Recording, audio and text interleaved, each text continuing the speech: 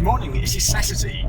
This is the day that there are 4 Fuji cameras up for sale, and yes, it's a Fuji. I've put my first bid in, there's 3 minutes to go. I've just been to a wedding consultation, hence the reason I'm driving, so I'm going to keep this short. At the moment I'm the highest bidder, as I say, with a few minutes to go. Whether or not I'm going to win this one or not, I'll come back to you in a couple of minutes. So, guess what? I'm the new owner of a Fuji camera, and I guess now is a good time to reveal what that camera is. And I think most of you got it right, or most of you got it pretty close. It's a Fuji X100, and it's a T. Now Fuji X100 comes as the 100 original, the S, the T, the F, and the V. The V is the very latest one. It's only been out a while, I think maybe 9 months or a year. The F has been out, I think, about 2 years. So the T is the one before that. I did bid on a couple of F X100s during the week, a couple of days ago. And as typical on eBay, I got outbid twice by about £20. So I didn't get either of those.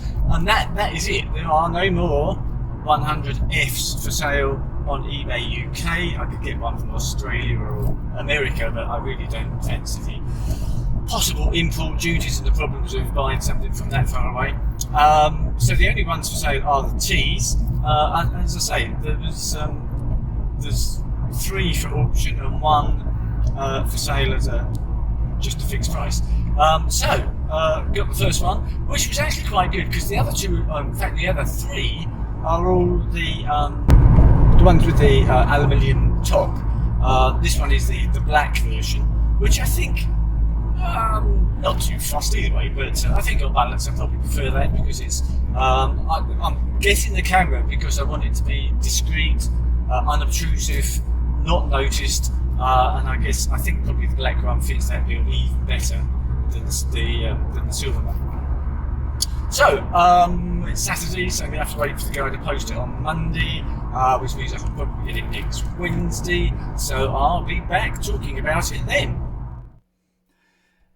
Hi, and my camera has arrived.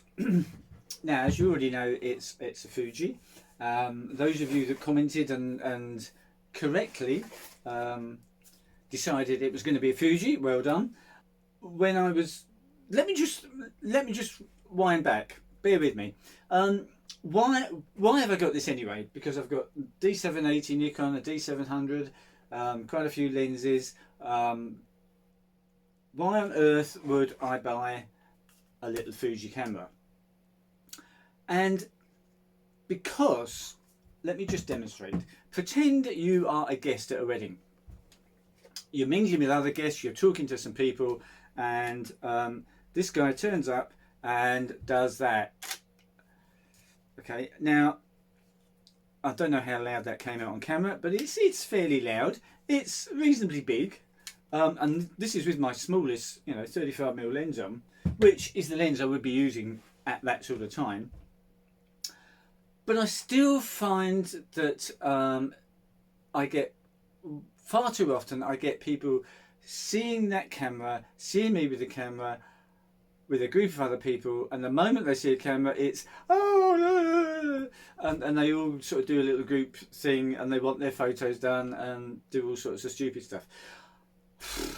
A few of those shots are fine, but I want to get a lot more shots from now on, as I mentioned in my previous video.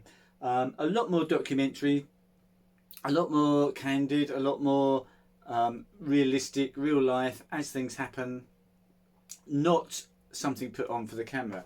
And I think when I do this with this, sorry, it's a lot less intrusive. Walking around with this little thing, they know that I'm the photographer, but I think you can even sort of just hold it here and actually just talk to them and just take a shot like that. And I don't know if you heard that, I just took a shot then. And I'm hoping that I can organise the focusing on that so that I can do that without even looking and get a shot that is going to reflect the real mood of the wedding. So, what do I think of it? Well, I'm not obviously haven't bored you with the unboxing bit. It's a box. It's a camera in a box. You don't need to do a video of that. It's the X100T. It's in lovely condition. I literally can't see a mark on it. It could be brand new. The ring, I think, has got maybe just a millimetre of paint that's just maybe a tiny bit chipped. But anyway, and that's it. It's done, I think, about 4,500 shots. So really, you know, pretty well. First impressions, without even turning it on. First of all, it's small, isn't it? It's very small, actually. It's actually smaller than I thought. There we have the two side by side. I did actually, several weeks ago, I'm not sure if I mentioned this, I was in Norwich and I popped into Wex Photography, a big camera shop in Norwich, and with the idea of playing with an X100. They didn't have one, they had an X Pro 2, I think. So I had to play with that. Now, that is a bit bigger. It's probably, I would say it's probably nearly an inch wider and maybe a little bit higher, a little bit heavier, bigger lens. Obviously, that's an interchangeable lens camera, so it could be massive. But I put pretty small lens on it. The thing I wanted to try out was the hybrid viewfinder. We've got optical viewfinder, and with a flick of a switch, we go to an EVF. And as I've probably mentioned once or twice, wouldn't it be lovely if a D780 had that feature, where you could use it optically, but when you needed to, when you wanted to, when it was something that helped you get a better photo, you could just switch to an EVF. But most of the time I'll be using the optical viewfinder. But as I say, it's nice to have an EVF, and this absolutely fills the bill. It's perfect, and the viewfinder and EVF in this is the same as the X Pro that I tried out. So it's not too much of a surprise. It feels very solid. It's not heavy, but it feels very well built. Lovely, nice engineering. Other than that, I haven't played with it. I unboxed this 10 minutes ago, just before I did the video, and charged the battery up, popped a card in, and we're ready to go. So I'm now going to pause the video. I'm going to go off for a couple of hours. I'm going to do some shots, play around with the menus, and one of the things I am going to do is to compare this. So this is a 35mm equivalent fixed lens, f2 lens, and on my Nikon D780 here I've got a 35 f2 lens as well. So I'm going to take some shots of exactly the same thing. We're not talking laboratory, we're talking, you know, no tripods or anything. We're just taking the same shot, focusing on the same thing, and then I will compare those in Lightroom. I'll let you see those. I want to know, how does this image quality compare to the Nikon? Obviously, supplying the clients with good quality images is paramount, and if the image quality from this isn't up to the same sort of standard that I would get with that, then it's possibly not going to be something that I end up using. But if as I suspect it's very similar, then yeah, why not? Okay, so I'm going to go off now for a couple of hours. I will be back. You won't have to wait, but the magic of video, I'll be back in a couple of seconds. So with the magic of video, here I am now. It's not a couple of hours later. This is actually the next day. I spent the whole of yesterday afternoon, most of yesterday evening, playing around with this camera, and I'll tell you what not just my first thoughts, but my first few hundred thoughts are about this camera. By the way, let me make it very clear, I'm not getting rid of this guy, okay? The Nikons are staying, have no worries.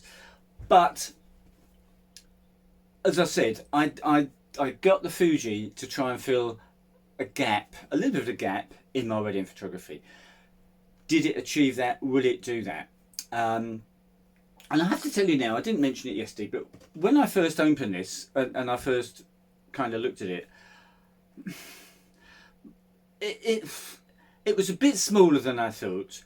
I don't know, it just didn't, I just felt it was a bit of a toy, okay? And I guess after using this thing, which I've got used to for God knows how many years now, well over a decade, that anything this sort of size is going to feel a bit like a toy. But the first question was, as I think I mentioned yesterday, how do the image, what is the image quality like compared to a D780 with the same lens on? So this is 35mm f2, that had a 35mm f2 lens on. Let me show you. And what I've done is I've gone into Lightroom and I took some shots with both cameras, exactly the same shots, and did almost no processing, just a tiny bit of adjustment on the exposure, and that was it. I then exported them as JPEGs, and let's take a look at those JPEGs now. Okay, so what we're looking at here is 4 JPEG files, and I've got the file information on each. So on this side we've got the D780, these two are the Fuji. I shot at f2, where does it say? Yeah, f2 on the D780, f2 on the Fuji, f4 on the 780, and f4 on the Fuji. And okay, well, you can see, let's have a zoom in. Let me get rid of the file information, now we know what we're looking at. So I focused on this little, let's try and get in on the NYC makeup thing there. This is at f2. Okay. Now this is slightly disappointing because I think that the Fuji is in better focus than the D780. I think actually what happened is I think the D780 focused on kind of this little black spot here rather than the NYC thing. There you go. So no problem at all regarding image quality sharpness wise at f2. People have said that the Fuji 23 f2 lens, which equates to 35mm full frame, that the f2, if you shoot at f2, it's a bit soft. Yeah, really? That's every bit as sharp as the Nikon lens there. So f4, let's have a look at f4, see what that looks like.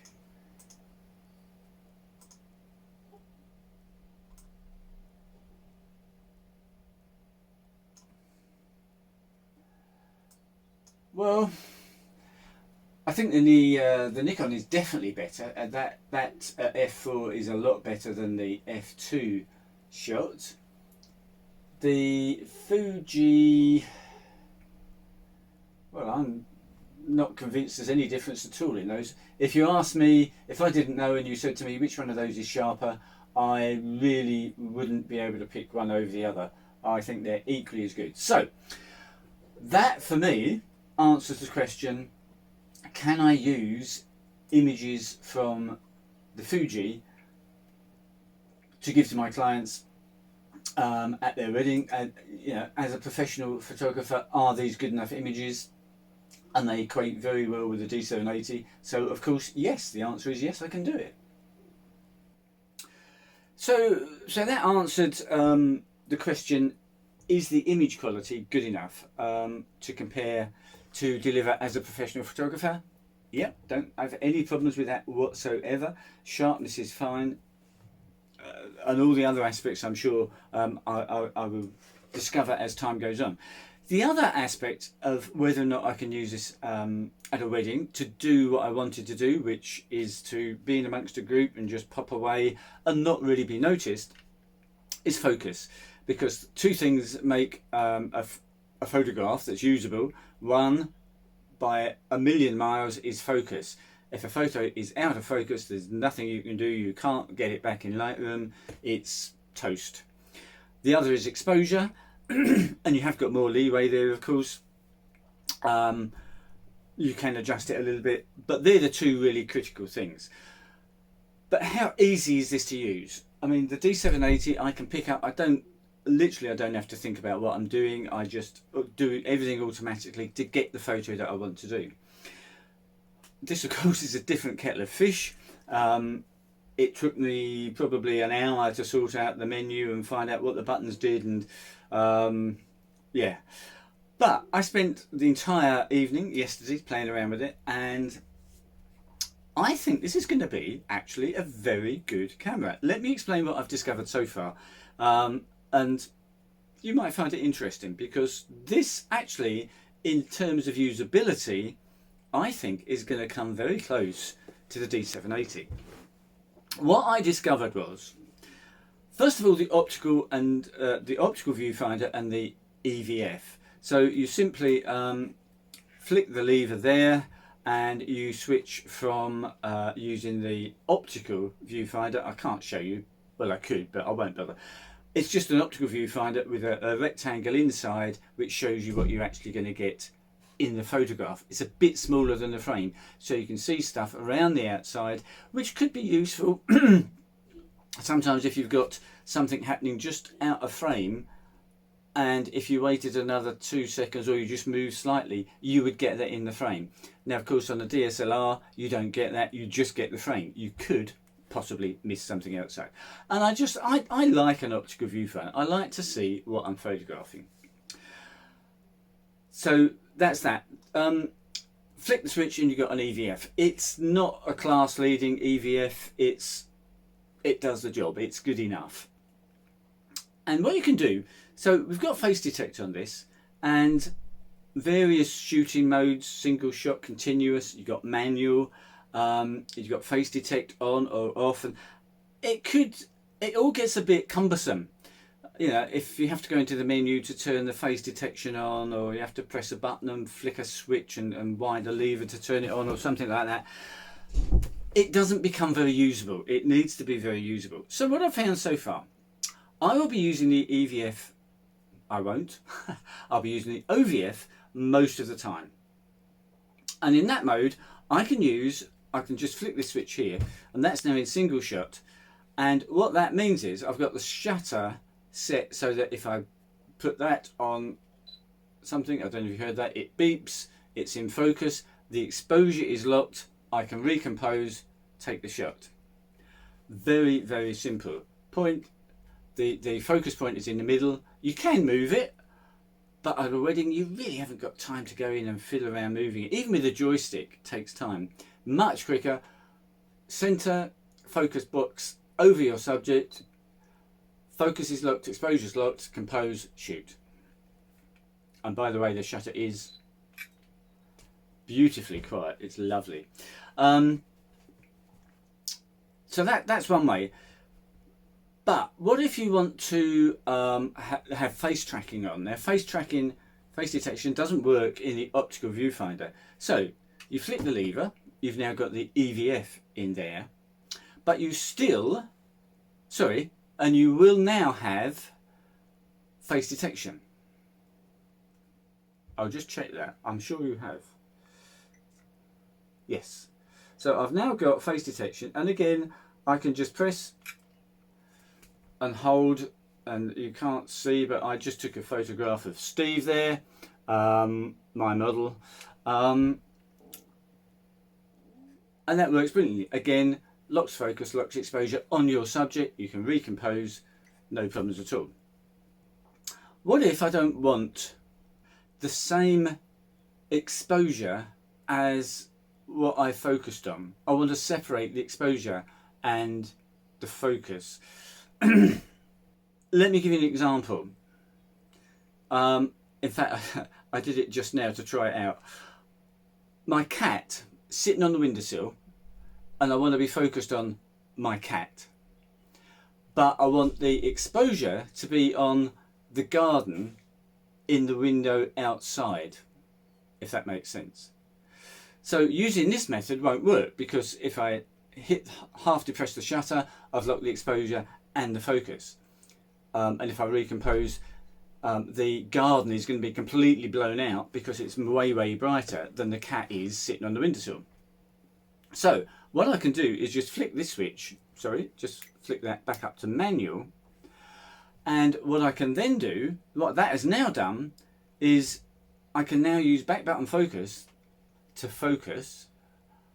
So hold that in, that's focused. I can now recompose, half depress the shutter, that will lock the exposure, and take the shot. I won't get into any more detail, but it seems like by using back button focus, the shutter set to do different things, and using manual exposure and single shot, continuous is the one thing I haven't tried out yet. Obviously for shots like the bride walking down the aisle, I need to know if the continuous autofocus works okay with face detect, and I'll be checking that out in the next few days. But certainly from what I've discovered so far in 6 or 7 hours, it looks like the image quality is going to be great. The JPEGs I'm still playing with, but I want black and white for most of the shots out of this camera. And I'll just go back, there's my cat. You can't really see it, but anyway. JPEGs are absolutely gorgeous from what I've seen so far. And so I do hope that for some of my weddings coming up this year, where I've got a wedding on the Friday, the Saturday and the Sunday or the Monday, I've got several weddings really close together. If I'm editing every single shot from a RAW file, I'm going to get so far behind. I'm just going to be weeks and weeks behind on processing. If I can use even just half the shots as JPEGs, I don't actually have to edit, that's going to make my life so much better. Anyway, I've rambled on a bit. Conclusion, yeah, I think I'm going to be using this at weddings a fair bit. I think I'll be getting some very nice shots with this. It's going to save me a lot of time. It's going to enable me to get shots which I don't think I can get with a DSLR. So yeah, the Fuji story I'm sure is going to continue, but we're not getting rid of the Nikons, not yet. Cheers for now.